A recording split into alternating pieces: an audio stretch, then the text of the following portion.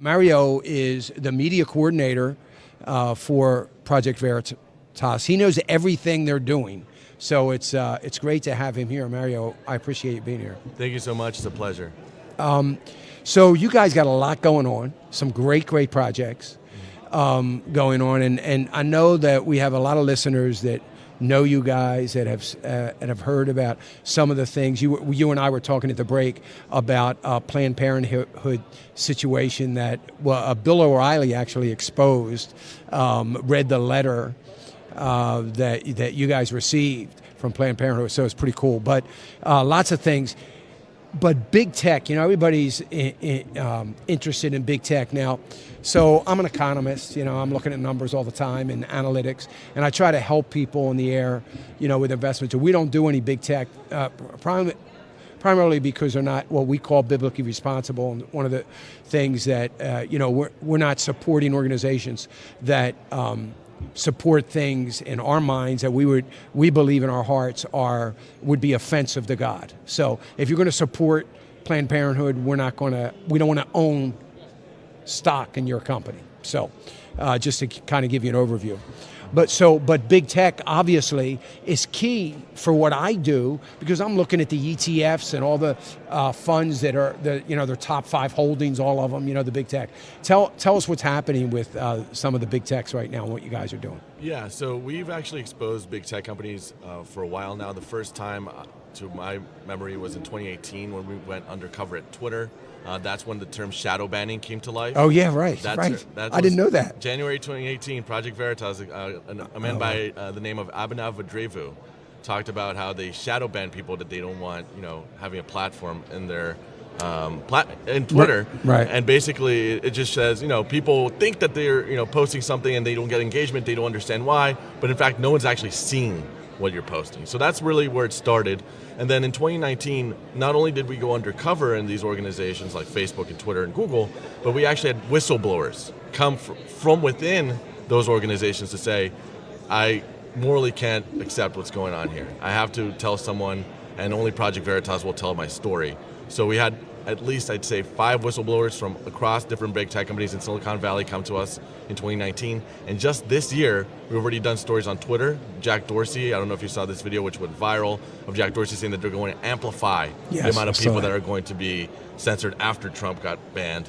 We got insider leak tape of Mark Zuckerberg talking about vaccines, how he had a different position on vaccines that today on Facebook would be banned. So it showed a hypocrisy there.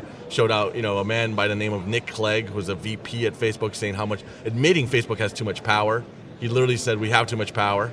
So it's very interesting stuff. And most recently, yesterday, we just launched a story on Salesforce, which a lot of people might not know, but it's the largest CRM company in the world. Yeah. And not only did we, so I have a quote here from the COO of Salesforce, which basically says, Salesforce plans to deplatform broader range, that's a quote, broader range of customers who have, quote, the potential to incite politically motivated violence. So basically, every single one of these tech companies are using the January 6th events to justify further censorship.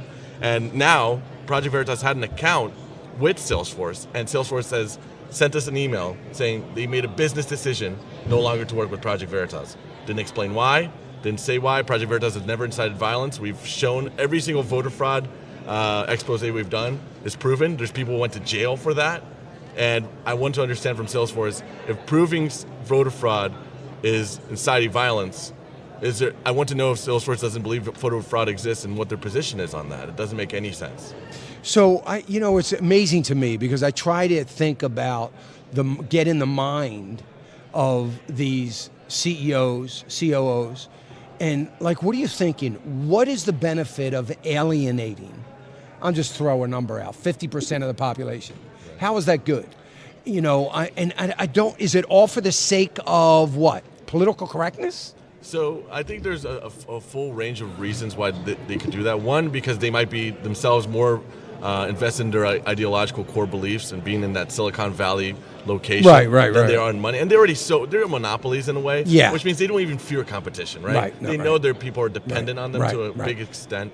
But I think not only it comes from the executive level, which I certainly believe is the most important part, but I feel the employees themselves. For example, we've seen employees from Google and Twitter write letters to Dorsey and the executive branches of their company saying, if you do not deplatform Trump, we will boycott. So they literally, not only is the CEOs involved in this, but we have the employees pressuring the CEOs to be more pro-censorship. So it's a cyclical thing happening. So I'm an analyst, I'm an economist, and I'm looking at numbers all the time. And one of the things that I've said for years, for the last, I'm going to say since 2007 primarily, that the CEOs and CFOs, chairmen of boards, have these ideological blinders on that doesn't allow them to see reality, and they don't care about it because their ideology has become the number one point in everything they do. It's all they care about.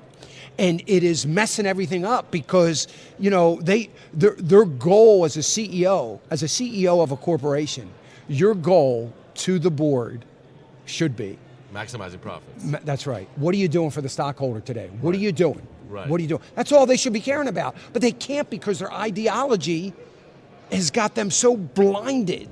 And you know what's more interesting, now that you bring that point, is that James O'Keefe was on Tim Pool's show recently. And Tim Pool talked about how he was on Joe Rogan with Jack Dorsey, Twitter's CEO, a while ago.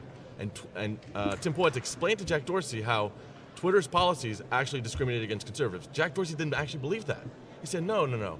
Our policy on banning speech against transgenders is not attacking conservatives. It's normal.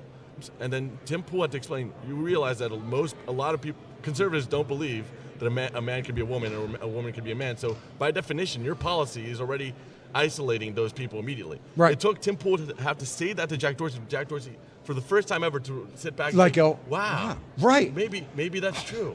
Maybe I am. They don't even know. It's hard to believe. Some of them don't even know. The very first, you'll remember the bathroom bill.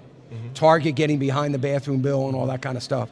So I was on Fox Business, and Neil Cavuto says to me, so what do you think about that?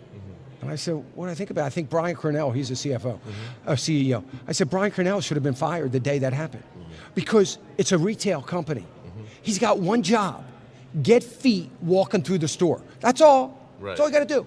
You don't have to do anything, just get feet walking through the store. You've got one job to do, add value to the bottom line. Right. And you've just alienated, if you just look at the petition that was signed, 2 million people, that's 4 million when you add in the families, their family, technically. You just alienated 4 million people. How do you not get fired of that? It was the dumbest business decision any retailer could make. Right. And if you look, a good example also is Jeff Zucker. We've exposed Jeff Zucker so many times from CNN, and the AT&T board, who runs that, never took any action. And to me, I'm a money guy, right? So I'm thinking, well, you know what? It's all about the money, right? Everything's about the money. But they still manage to get, Tide laundry detergent, I'm just making up stuff, to put ads on a network. I think of MSNBC, same thing. If everybody on MSNBC, if they had no family or friends, nobody'd be watching it. And yet they still go on.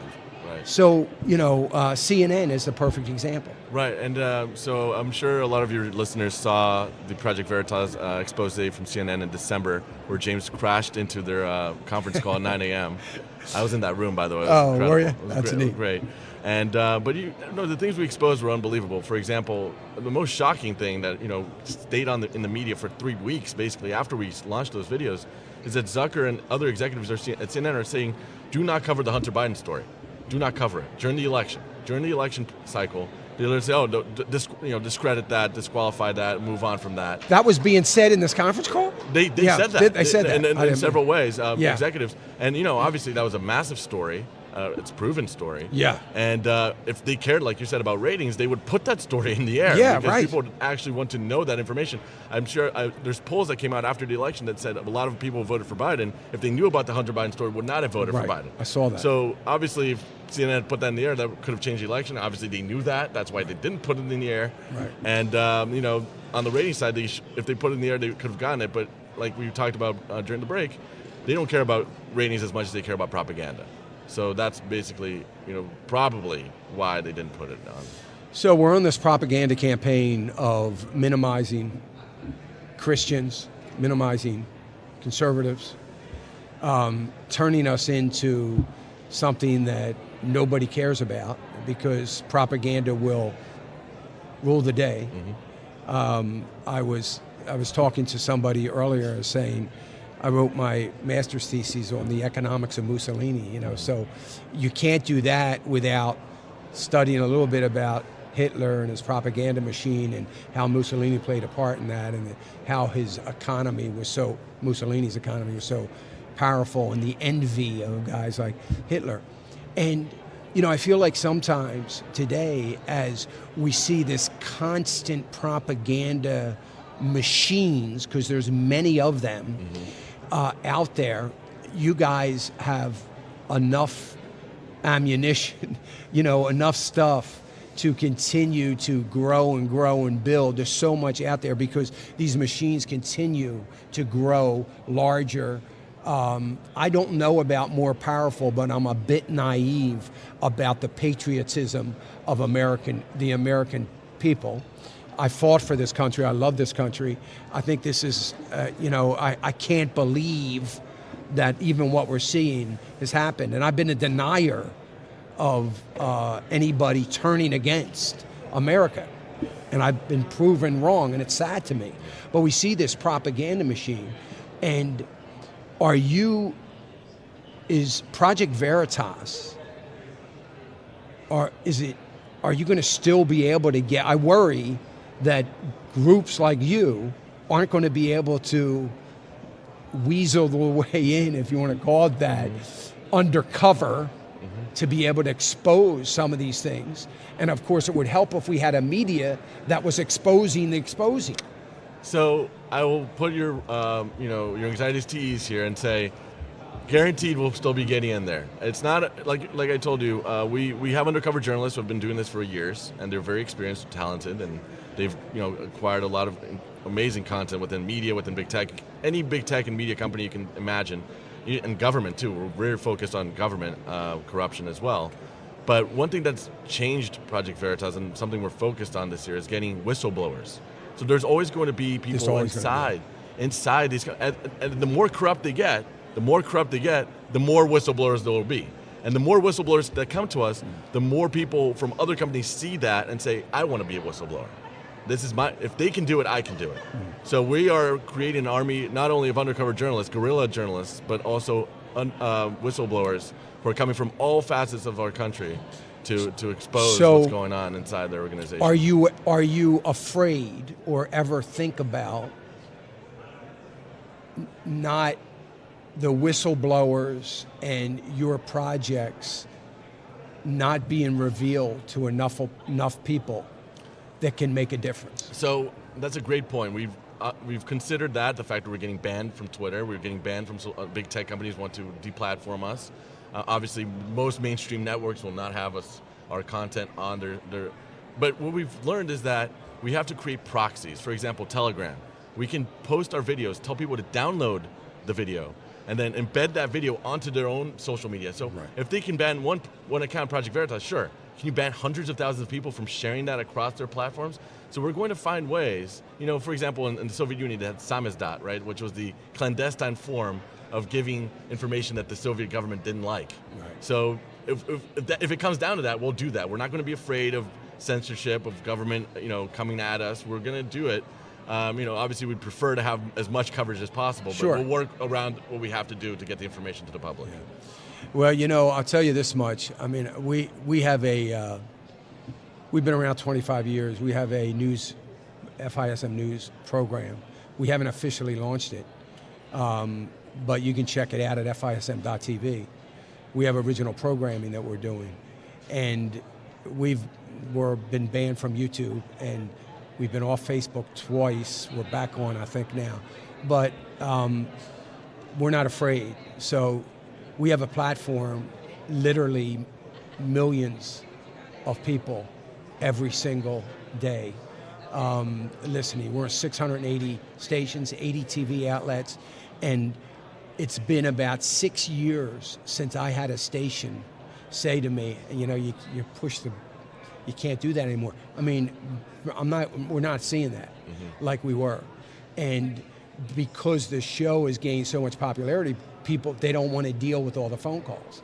So it's really been a benefit to us. So we're open to you. You just name it. We have one of our news guys and some cameramen walking around. I'll introduce you to them and I'll try to catch you. But, you know, we need to, one of the problems that we have is, not we, and I don't mean you and I mean in general, one of the problems is the lack of unity, you know, and anybody that knows our ministry knows that I'm pushing a whole lot of other ministries that have nothing to do with me that are doing a great job. I believe we need to do that. And if we can, if you, Project Veritas, can unite with others, and those others can unite with others, we'll be a force to be reckoned with. Right. They won't be able to do anything about it. Right. And that's what needs to happen. It's the only way we're going to save America. It's the only way we're going to save America. So I know this is hard, but we all have to set our egos apart. I mean, I love the work that I've been raised up to do. I love it. I love doing it, but it's not for me. You know, I'm an old guy. Yeah. You know, I don't need this. The young guys like it, but I don't need it. But it's been raised up so that we can use the platform. Millions of people. I mean, we're on the largest conservative talk. Thank you, Laura Ingraham, because of her. She's my time slot.